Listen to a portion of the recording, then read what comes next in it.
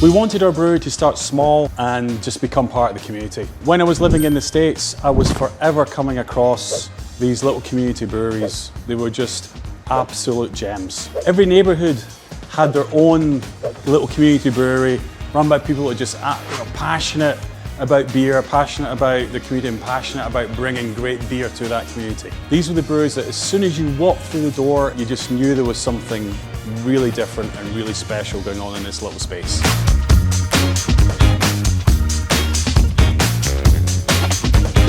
So that's what we're trying to create, a neighbourhood brewery run by a couple of guys who love brewing, who live locally and are committed to the community.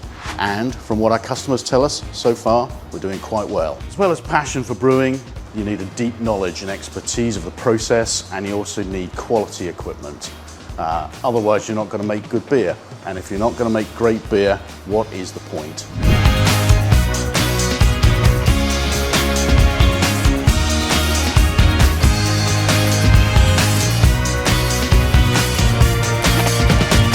So we have one guiding principle: great beers are fresh beers. There are a couple of exceptions to this rule, but in the vast majority of cases, when a beer is ready to be released, the younger it is drunk, the better it tastes. Beer is a perishable product. It hates light, oxygen, heat, and time. As soon as the brewer has created the beer and it's released, it's a battle against those four forces. The first thing to go off from beer are those just big, gorgeous hop-derived flavors. And because of that, most big breweries will design their beers not to be as flavorful as they could be. Why put lots of flavor into your beer if by the time the customer cracks that tinny, it's all gone? At No Limits Brewing, we take a completely different approach. We want all of our beer, or the vast majority of it anyway, to be drunk in less than 5 weeks. That way, we know that it's when the customer cracks our tinnies, they are going to be experiencing all that gorgeous flavor.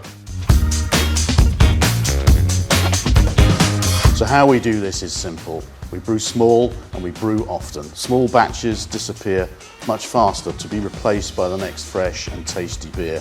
So if you're going to go down this road, you need to really love brewing, and thankfully we do. It works for us and it works for our customers.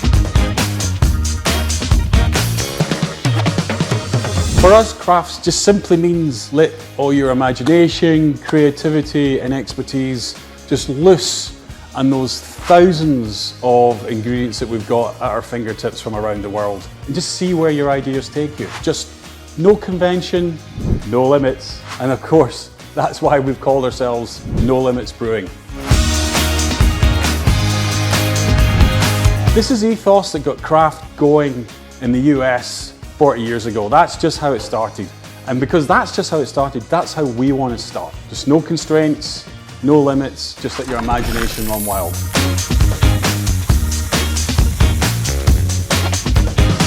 To illustrate, if we want to create a new Czech-style Pilsner, we can have floor-malted Bohemian Pilsner malt, Saaz hops, and a Bohemian Pilsner yeast delivered to us in 3 days. And 4 weeks later, we got the freshest Czech Pilsner anywhere in the West, ready for release.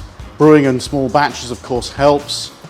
Your imagination is not always going to take you straight to great beer, but if you've only brewed a small batch, you can try again.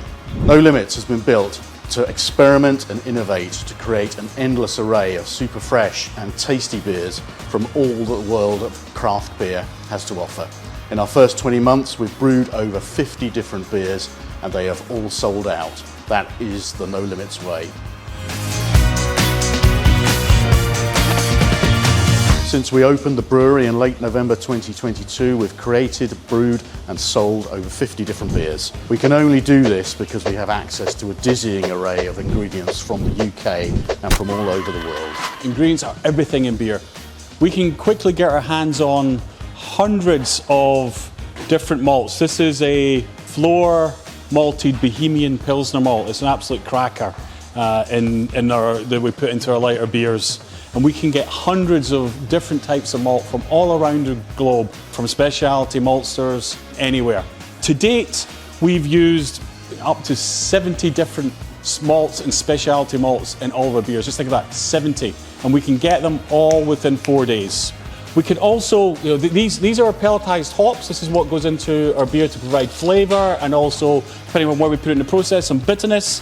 And our hop supplier can get us 150 different types of hop from 10 of the world's best hop growing regions. To date, it's about 50 different hops that we've used in our beers, which is pretty exceptional when you think about we're just a small little brewery in Dumbarton and what we have access to. And then the big final ingredient is yeast. Our yeast suppliers, an absolutely dizzying array of yeast we can get our hands on, over 450 from all the top brewing regions, and also yeasts from iconic breweries. Yeast is probably where we have got the most opportunity to even innovate further on, because today out of 450, we've only used about 20 or so different yeasts. And so there's just so much more to explore. Even though we've only been open for a couple of years, we made 50 different beers, we're still only scratching the surface of the ingredients that are available to us. With this fantastic array of ingredients, we can create styles like Helles, Kolsch, or a West Coast IPA right here in Dumbarton. Tasting just like those beers from far off places, but as fresh and tasty as they can be. Or be inspired by an ingredient that we've just learned about and read up about, or maybe another brewery, say in the US, has created a new style from a specific idea. We'll want to go and play with that, or a customer gives us some ideas as they come in and talk about the beers. We can go after all these ideas because there's just such a breadth of raw materials out there for us to play with. We are constantly creating new beers. In fact, I would say the vast majority of the beers that we've brewed in the last couple of years have all been new beer styles.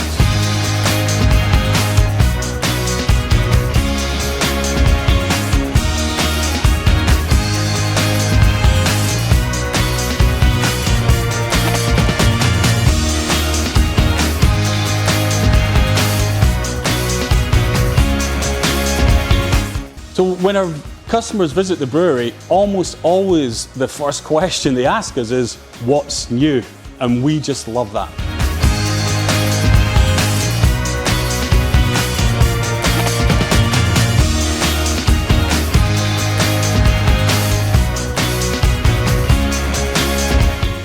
They're coming in anticipating that we've done something that they weren't expecting or haven't tasted before.